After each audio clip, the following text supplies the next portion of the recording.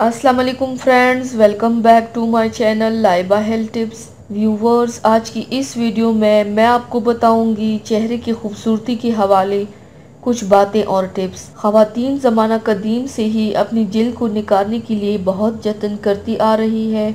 इस मकसद के लिए वो बाजारी क्रीम्स का इस्तेमाल करती हैं, जिससे उनको खातिर ख्वाह कामयाबी नहीं मिलती। इस वजह से उनके चेहरों पर कील, महासे और दाग धब्बों के निशानात हमेशा रहते हैं। चेहरे के तमाम मसाइल को दूर करने के लिए ये नुस्खा आजमाने से चेहरा दाग धब्बों से साफ और रंग निकल जाएगा।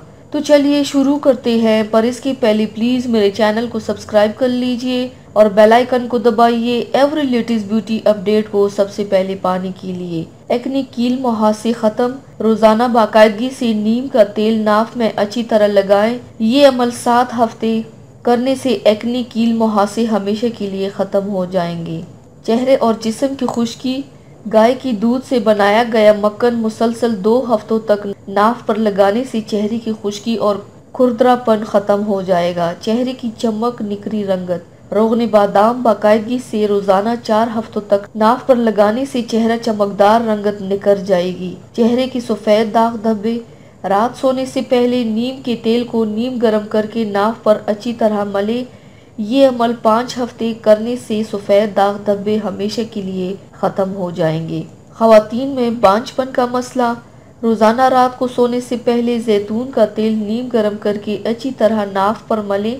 दिन 11 बजे कोकोनट तेल नीम गर्म करके नाफ पर मले।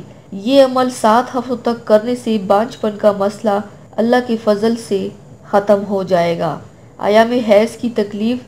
रुई को काले अंगूर के जूस में भिगोकर नाफ पर रखें।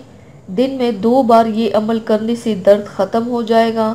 अगर 1 हफ्ता लगातार ये अमल किया जाए तो माहवारी में तकलीफ कभी नहीं होगी। बच्चों को कब्ज, मरोड़ की तकलीफ। नीम गर्म जैतून के तेल बच्चे की नाफ पर लगाएं और उसी तेल से पेट की मसाज करें।